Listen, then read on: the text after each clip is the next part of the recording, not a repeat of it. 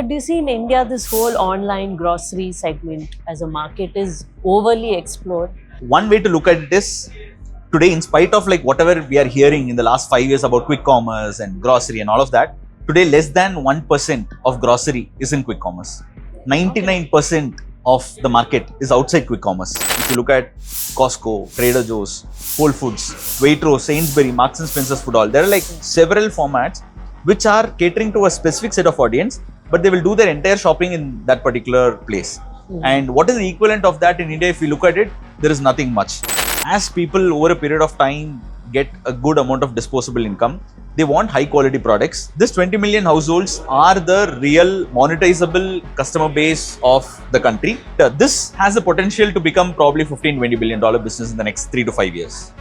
We took a call as a platform that we will ban these 200 ingredients. To name a few, any packaged food uses any of these ingredients, then it doesn't find its place on FirstClub. So how much of AI is used on the whole life cycle of, say, your products? Right? Yeah, it's 100%. So 3 years back, we would have built probably the same thing with 100 to 150 engineers. Absolutely. Right now, we are building that with 6 engineers. In our case, the reason to exist is not because we deliver in 10 minutes. The reason to exist is because In India's grocery market, everyone talks about speed and low prices. But what about quality? What happens when a startup decides to focus on better products, curated experiences, and building trust instead of just being cheaper or faster?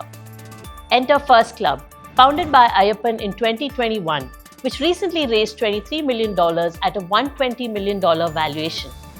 In this episode, we explore how FirstClub is targeting India's top households, leveraging AI to scale tech development efficiently, reducing the manpower needed for complex systems, curating lab-tested products, and maintaining a human touch in customer experience.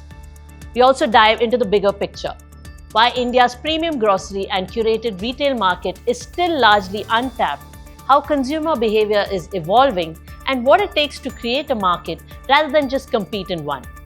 This is Point Break.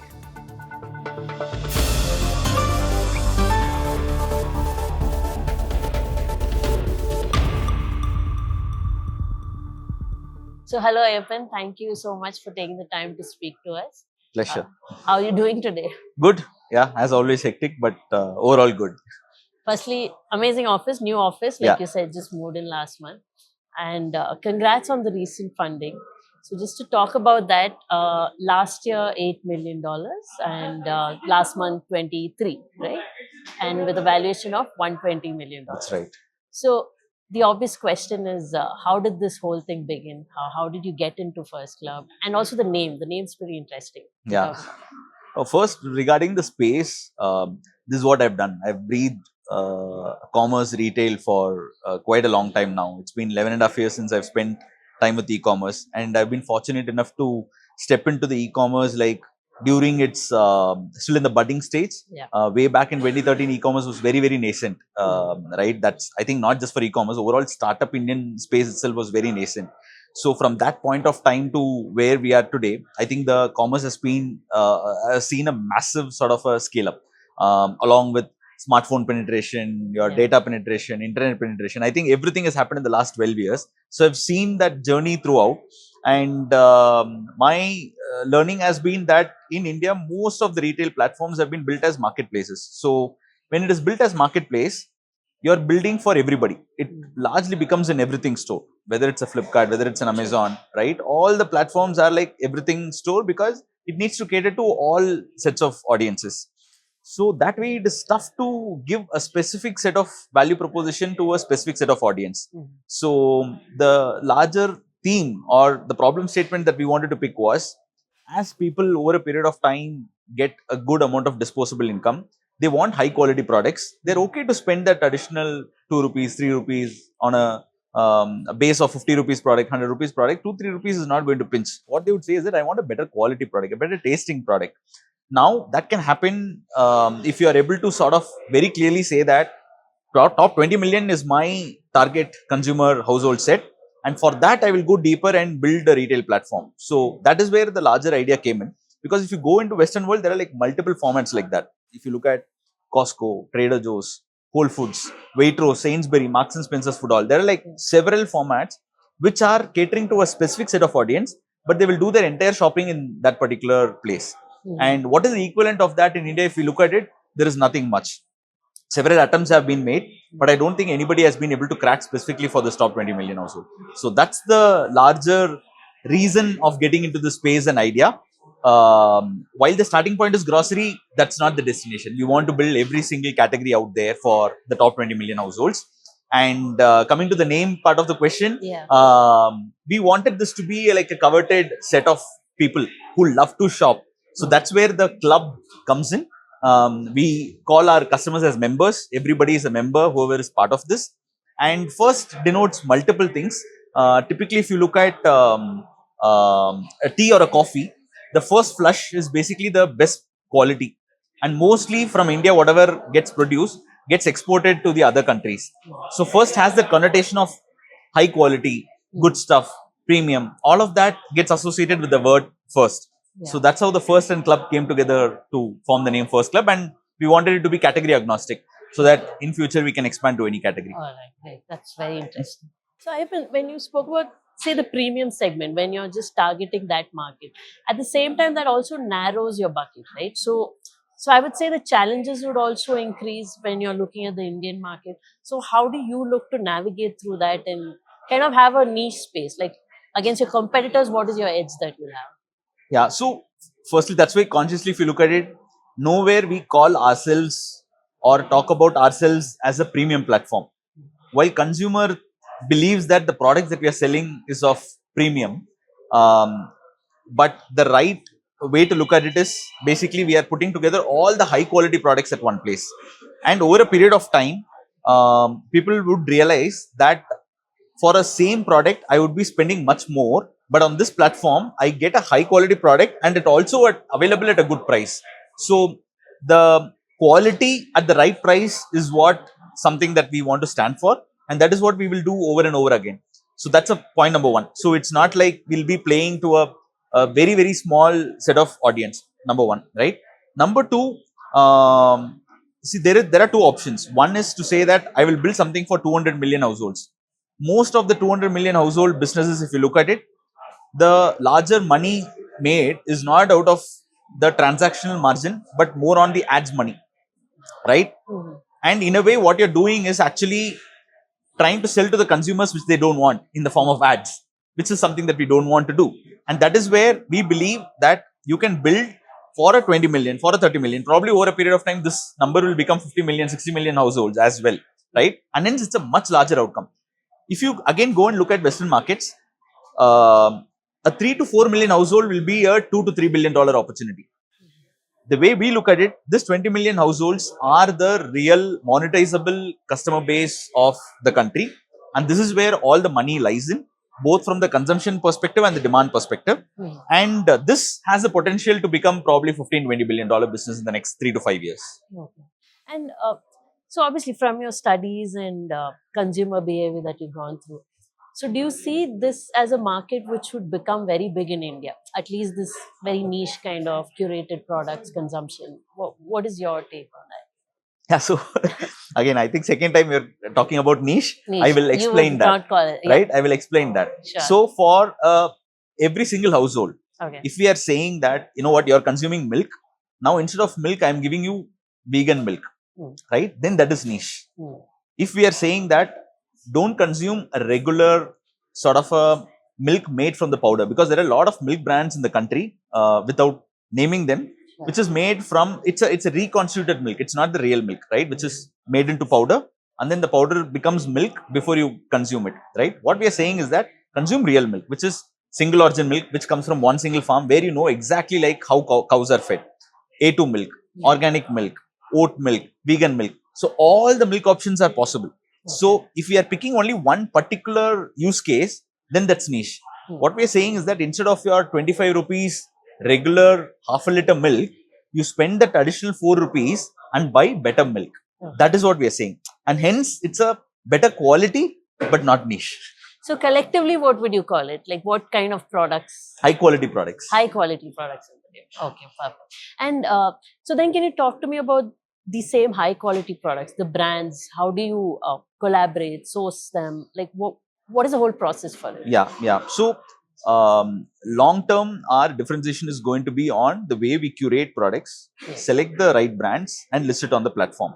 Now, when we say we want to build a brand of high trust, we need to tell consumers like how do we mean basically the brands that we sell are of high quality, right? I'll take a few examples and explain. First, for example, when it comes to a product like a fruits and a vegetable, let's take a simple example of an apple. In apple, you can stock any apple versus you can test the apple using a brix meter and say that the sweetness count of that particular apple is higher. So I know that this is a sweeter apple versus a regular apple which may or may not be sweeter, right? If you know that my every single apple that you're going to buy from this platform is of a better quality, then you know that it's a lot more predictable with respect to like what I'm going to get, right? This is when it comes to apple. When it comes to packaged foods, what we do is that firstly we as a platform we have banned 200 ingredients. We believe these 200 ingredients should not be getting inside making a food product.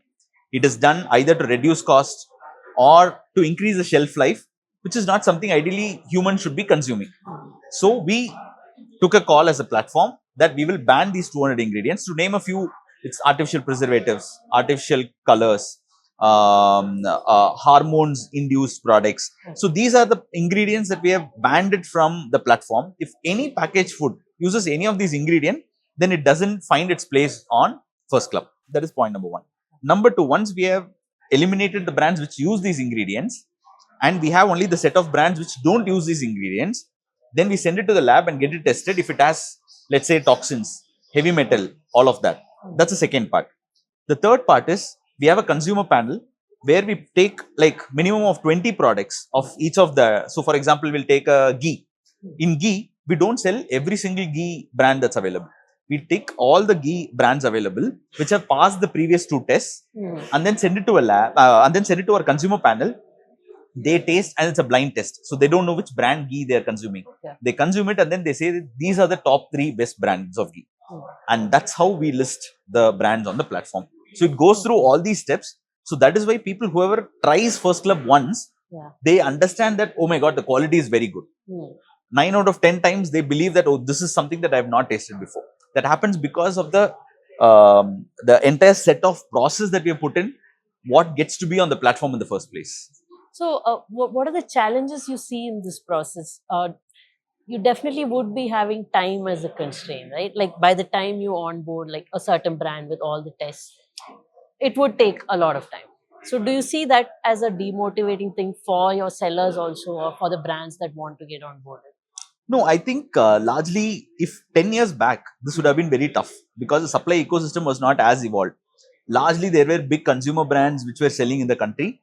There were not very new age brands. If you look at the current ecosystem when it comes to supply, there are multiple brands who are existing out there who understand what it takes to make a good product, right? There are founders after founders who have been spending like last few years to make a very good product in each one of these lines. Earlier, it used to be like some international brand which has come and set shop here and then setting up distribution channel. Right now, these are passionate entrepreneurs who are coming and building such brands and products with so much of care and affection that they're making one product, right? So, and hence, because of that, the plenty supply that is available is not a problem anymore. Earlier, it would have been. Right now, we don't find that as a challenge. And but do you still see, say, India as a whole in your consumer market? We are still stuck in that mindset of better price, faster time. So if I have to negotiate a bit on the quality, I'm fine. I mean, I'm sure that it's changing, evolving, but that still remains a majority of our consumer market, right? So most of the large business outcome valuations and startups and who have been able to disrupt the industry, if you look at it, they all have been antithesis. Ideally, it shouldn't have made sense at all. When Apple came in, Apple shouldn't have made sense, right? When a new age, a Tesla came in, it shouldn't have worked. Examples after examples goes into the market to say that an existing sort of an hypothesis gets questioned People are all asking for X, but you give Y, the market gets created. So we see this as a not as a market share opportunity, but it's a market creation opportunity. To you, if I come and tell you that the same milk example, what you're consuming is, let's say, the 25 rupees milk, and rather I would give you a 50 rupees milk, you would say that, no, I mean, it's not worth it. I'm okay. I'm happy with my 25 rupees milk, right? If I come and tell you that you're going to consume a better milk with better protein and it's easy to digest, it costs 29 rupees, be like, why not? Now that is a market creation opportunity. Go and look at China as a market. The supply at the right price created the demand. Today, entire world is saying that China is a massive supply and also a massive demand country. Like the consumption that China sees is like unparalleled when it comes to like what they've been able to achieve in the last 10 to 20 years, right? India will go through the same stage. One is to say that I will wait for it. Second is to go and create it. We believe that we can create it. Right. And but do you see in India this whole online grocery segment as a market is overly explored? I mean, you still see founders like even yourself like exploring into this segment. Why is that? I mean, I would also like to bring in, say, Piyush Goyal, who had spoken about everyone's building online groceries rather than focusing on deep tech. So, what are your thoughts on this whole thing? Okay, two parts to the question. Yeah. So I'll take the first part, Sure. which is there is already like grocery enough number of players, right? Yeah. One way to look at it is today, in spite of like whatever we are hearing in the last 5 years about quick commerce and grocery and all of that, today less than 1% of grocery is in quick commerce.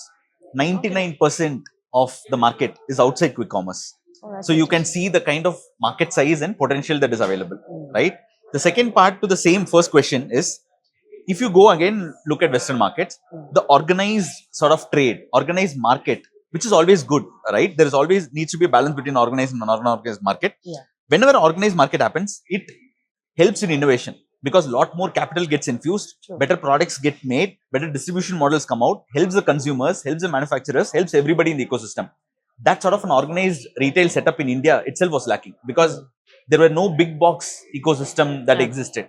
In India, always we jump one technology ahead, right? We did not have 3G directly. No, we did not have 2G. We directly went into 3G and then we moved into VoLTE and all of that. So that's how we have always been.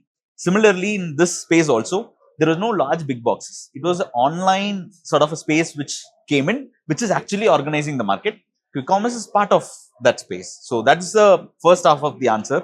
The second part, I think if we are also trying to build something, if you are giving it to me in 10 minutes, I'm building one more play which is giving me 9 minutes.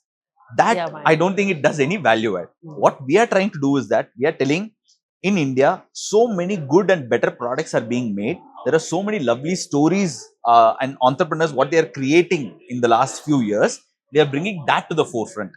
Our reason to exist is not because we are pricing it cheapest, we are giving it fastest. That is why we are antithesis. Which is a common, right? That is what everybody else is trying to do. Yeah. What we are saying is that, you know what, for a better quality product, you need to wait for another 10 minutes. If it's okay, shop with us. You need to pay another 2 rupees for a better quality product. If you're okay with that, shop with us. That is what we are saying. So, and hence, of course, to all the other players in the market, probably it might fit in with respect to building faster. We don't believe in that thesis. We believe that if you're able to establish a brand which has a soul in it, which fundamentally you're trying to solve for better health, better quality, better lifestyle for consumers, and you're upgrading the way they live and they shop, they eat, I think that is a real problem statement that we are trying to solve. Got it. And in terms of the traction, like how has it been? Your consumers accepting this, getting onto your platform.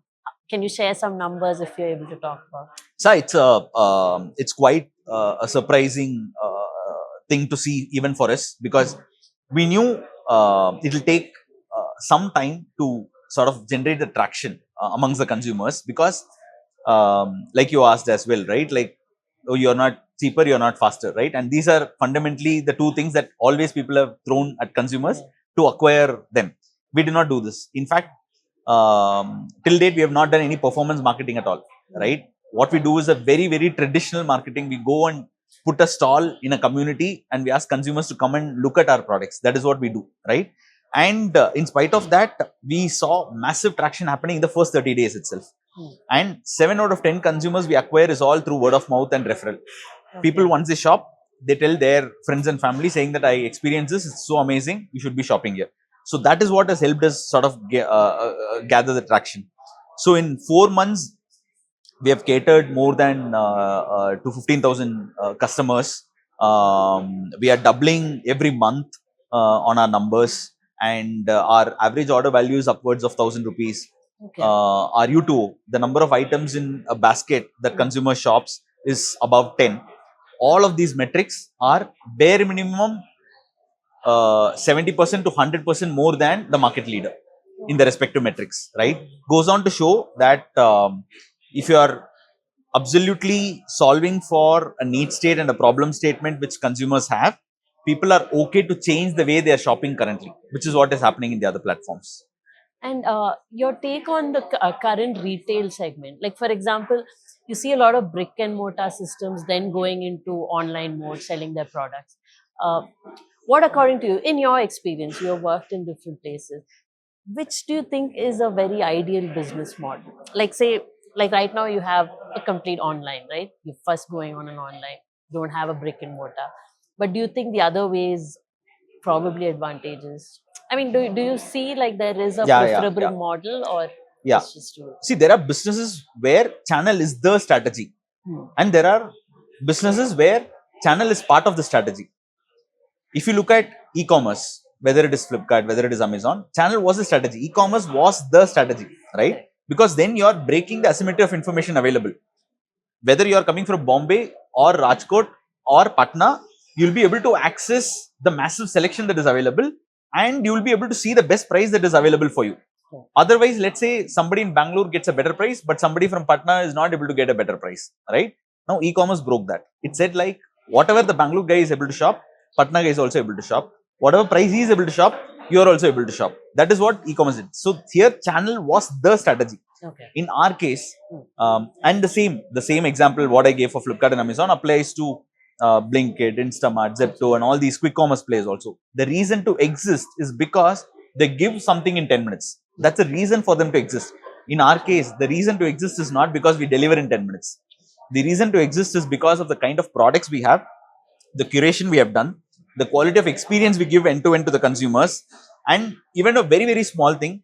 And this is something that consistently we hear from our consumers, that your riders, when they are giving the delivery, right, with a smile and with a wish, it makes my day.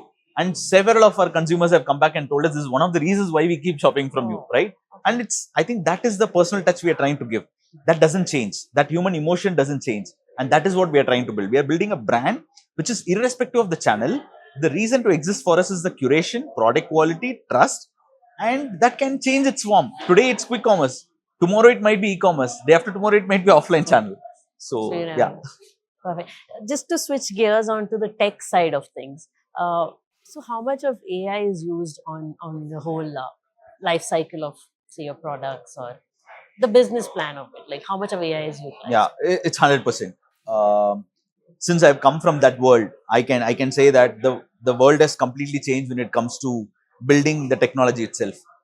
Earlier, we have always felt that commerce can be built only with a massive amount of capital infusion, and bulk of that is because of the kind of technology cost that it takes, because it takes years together with several hundreds of engineers coming together to build something, right? Now that's broken with AI coming in.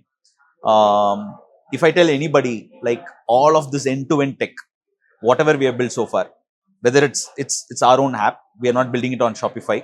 We have built our own warehouse management system. We have built our own catalog management system. We have built our own order management system, our last mile rider app, right? Pricing engine, you name it, everything is built in-house. And it was built in a span of 3 months by 6 engineers. It couldn't have happened if not for AI. So 3 years back, we would have built probably the same thing with 100 to 150 engineers. Right now, we are building that with 6 engineers, right? And that's the sort of disruption that has happened in AI. And I think tech is one of the first areas where AI has been able to be super leveraged, and we have been able to do that. Perfect. So do you see any particular area where it has been maximum utilized? If you can give me some examples of, say, is it for understanding consumer trends or anything, if you can just quote Got it. some examples. So one is from a tech itself, right? Like I said, the engineering infrastructure right? itself that you are putting together Correct. is like built on top of AI. So that is very, very large use case, number one. Number two, today what we do on the catalog itself, whether it comes to the image editing, whether it comes to the text description, whether understanding what do consumers want to see when they come to the app, all of this is again like AI plays a massive role in doing that, right? Third, when the consumer feedback comes into us in multiple shapes and forms, it comes in people WhatsApp to us, people chat with us, people call us. All of this is transcripted, and then we understand in real time that this is what the consumers want, and the feedback loop goes in figuring out what else is the selection that is needed. So that again happens. The pricing engine is again built on top of AI engine, where we know on a real-time basis the buying price, basis this is what happens in the market. We are able to use the AI to sort of arrive at the better pricing methodology. So yeah, across channels. So if you had, again, a hypothetical situation, if you could automate the whole FirstClub business using AI, the human element that comes in, like Okay. you can automate almost everything, okay, but okay. if there's one particular thing where you still want a human to Got intervene, it. what Got would it. that Got be? it. No. So for us, when a consumer faces an issue, Yeah. right? It could be as simple as I ordered for onion, I have not got my onion, rather I have got my potato. At that point of time, we don't want to throw a robo in front of you and tell you that, sorry, we made a mistake, and then can we just do the refund, right? Yeah. There is a human emotion involved, and to understand the human emotion, we believe another human is needed on the other side. So that is why we are, if I'm not wrong, we are the only app today, whether it's e-commerce or quick commerce, where we are putting out our number right there when consumers want to call us. So our default option is call, not even chat. And even in chat, it's a not a chat bot. It is It's a a person. human who is actually chatting with the consumer. What you see in that room, there are actually a bunch of CX professionals who are sitting out there and then interacting with the consumers. So this is something for a long time I would want to use only human and not move into the tech. Tech can enable in giving them the right responses so that they can take it back to the consumer, but it has to be human voice. Interesting, because now everyone is moving towards automating that particular bit, right? You're even having agents, everyone's just communicating and getting, but you're having the exact opposite approach. So isn't that very resource extensive as well? I mean, in the long run, wouldn't that be a challenge? Yeah. So if again, it looks like it depends on like how you want to look at that element. If you are looking CX experience as a cost item in your PNL, then you would have to optimize. If you're looking at it as no, this is the experience I want to drive, then that is my investment behind making that sort of an experience happen, right? So for us, it's an experience. For others, it will be a cost driver. So that explains it. Okay. And so you have worked in multiple places. You worked in big conglomerates, I mean, big tech companies, Myntra, Curating, Flipkart. So having moved from that to getting on to the challenge of building your own, I mean, what motivated or pushed you to take up this big risk? One, like I was pointing about, this sort of play itself is largely vacant. Nobody has attempted to do something like this. Even if it was curation, if it has been for a category like, say, a fashion or beauty and personal care. These are the categories where people have attempted a curated play. When it comes to any shopping needs, how does that curation happen is something that nobody has ever attempted. So that naturally sort of gave a huge inspiration to sort of go and attempt it and build it for the next India who would demand that. Number one. Number two, I think gone are those days. Like if I rewind it a bit, 1990s and 2000s are the periods where India was still coming out of, like, you know what, there is a massive amount of poverty, and then in the Maslow's hierarchy there is like food, safety, shelter, all of that was there, right? And that's not just with respect to people, that's on the country also. So to me, 20, 30 years back, we were still on the first slab of Maslow's hierarchy, right? Now bulk of the India has moved from the first to the second, and the good portion of it has moved from second to the third, where it's saying that I want comfort, right? I want experience. there is life to be lived. Post-COVID changed a lot of things for the country, right? I think all of this has rewired people. Being part of Cleartrip, I saw firsthand how the early 20s people started traveling like there was no tomorrow. Domestic travel took a backseat and international travel happened like there was no tomorrow, right? Very clearly shows that India is now ready. Now give them things that they want, right? Rather than saying that, no, no, no, we would be like very cost conscious, we'll be very cheap, we want only the cheapest product, we want only the fastest product, right? Smart. And then give them something like this where like the lifestyle gets elevated, where I believe that, yeah, I mean, if this is what I get when I travel outside India, why can't I get the same thing inside India? And most of the times the products gets exported and then a wrapper goes around that product and then gets sold. Rather, the Indian consumers will be able to buy it, right? So that was the fundamental reason behind doing this. I think it's a very different India, right? Might sound a bit nationalistic, but I'm a very strong believer in that. That I think the next 10, 20 years belongs to us and nobody else.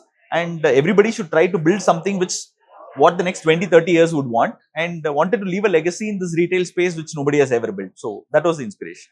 That's very interesting, Ayappan. So would you say your majority of your consumers are also from the young Indians and the younger age group in your It's so it's in our platform we see somewhere we don't ask them a question on what is their age at this point of time. So it's more of a guesstimate, but we believe it's between 25 to 35. Okay. So it is not the upwards of 45 group, but it's largely 25 to 35, 25 to 40. That's the core age group.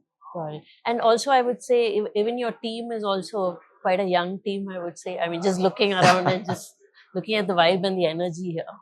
You I mean, would you say that like now even e-commerce companies, even Yes. the talent perspective is from the younger ones? Yeah. I think that is one is the talent pool that we wanted to sort of get to build for this particular India is also different. You need to understand that consumer psyche. That helps. One.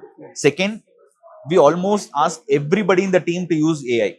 Okay. The task can be as simple as you're doing a copywriting for a push notification you're sending on the app, or it can be on the tech, or it can be writing a product note, it can be on the supply chain operations efficiency. Anything that you do, how can AI help you? Now all that thinking process, it's relatively easier to make it happen with a younger sort of workforce, rather than trying to do with somebody with 20, 25 years experience. So yeah. And so the tools that they use are up to them. Like, do you have any standard AI tools that you want them to use, or they're up to exploring anything? We recommend a few, but there are like, I think on a daily basis, there are tools getting launched. In fact, one of the conversations I was having with someone was like, we subscribe to a tool when it comes to the branding element last week, and a better version of some other product came live this week. So like, how do you even decide like what do you want to subscribe to? So it's not like gone of these days, right, where you subscribe to a Google Workspace for a year, Microsoft Workspace for a year, or entire PowerPoint suite for a year. That's gone. Like every month the tool is changing. Right? Yesterday there was a new version came from ChatGPT. Perplexity's Comet browser is so amazing, right? And it can like, it's sort of literally like everybody's productivity can go by 3x or 4x. Now it's up to humans to use them or not. But I think the tools that are evidently available to people are far and plenty. So we leave it to the team, but there are few specific tools we tell them like, you can use this for this particular purpose. Right. And I mean, because we're talking about tools, I just remembered. So now even Indian-made tools are being promoted a lot. Like, for example, Zoho's Office Suite. We're talking about their Messenger app.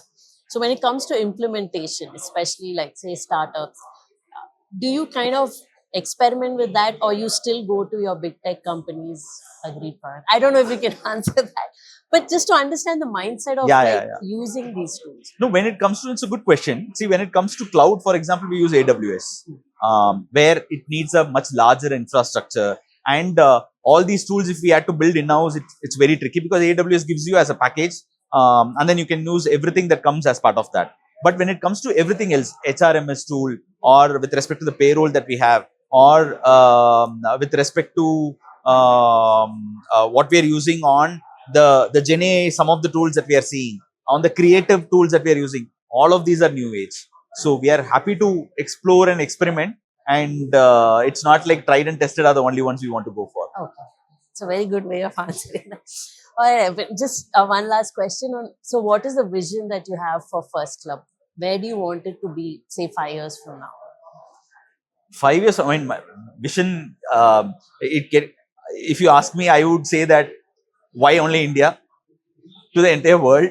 If there could be like a better quality curated platform that can serve the consumers' needs on every single shopping needs of theirs, not just grocery, but across home, across durables. In fact, why not an insurance program on the platform where you don't need to compare against 20 insurance programs and decide which is right one for you? You know that the one that is available there is like all inclusive. You don't need to worry about it. Your entire family is secured, and that's what you can buy. So it encompasses products, services, and from market perspective, why just India? Taking the best products of India to the entire world.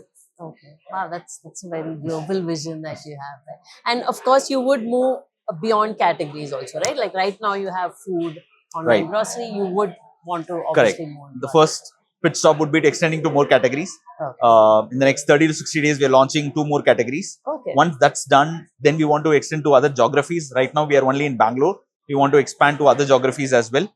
That's how we are planning to expand. Yeah. So in Bangalore, first you look at catering to different areas and then move, or you're subsequently do, as in you're doing Bangalore and other cities, right? No, so we want to go deeper into one city. Okay. We don't want to like scatter ourselves into too many things. We want to go deeper wherever we go. That's the objective behind going into foods also. We want to solve entirely foods, and likewise on the geography also, like entirely deeper into Bangalore. Currently we have like 7 clubhouses in Bangalore. We are opening more fulfillment models also. We are launching subscription, the daily morning subscription very soon. And we are opening almost to around 15 stores in the next 30 to 45 days. And in the next 3 to 4 months, we will be catering to entire Bangalore. Okay. So once that's done, then we will think of the next set of geographies. Got it. And why are they called clubhouses? Yeah. I was supposed to ask that question earlier. But I just So the moment I tell you dark store, what comes to your mind? yeah, it's not a very good image, right? Right? And if it comes to an electronic or some other product, it's okay. But your food cannot come from something dark, right? So that's where we felt like we are proud of what we have built in our supply chain. We don't see this as warehouse where something is stored, but where the quality gets created. And if a place can create good kind of quality, why do you call it a dark store? Rather call it a clubhouse, which goes in line with FirstClub. That's what we stand for. Okay. Perfect, Ayappan. Thank you so much for your time, and wish you all the best. With Pleasure. future. It was nice chatting with you. Thank you so much. This discussion with Ayappan underscores a new chapter in India's retail story, where quality and experience are becoming just as important as speed or price. From lab-tested products to AI-driven tech that scales with a small team and a human touch that ensures every interaction matters, FirstClub is building a model that isn't just about groceries. It's about creating a market, not just capturing one. The bigger lesson? In India's growing consumer economy, opportunities often lie in challenging assumptions, focusing on quality, and thinking long-term about what customers will value next. That's all we have on this episode of Point Break. I'll be back with more such insights. Until then, stay sharp, stay curious, and think AI, think AIM.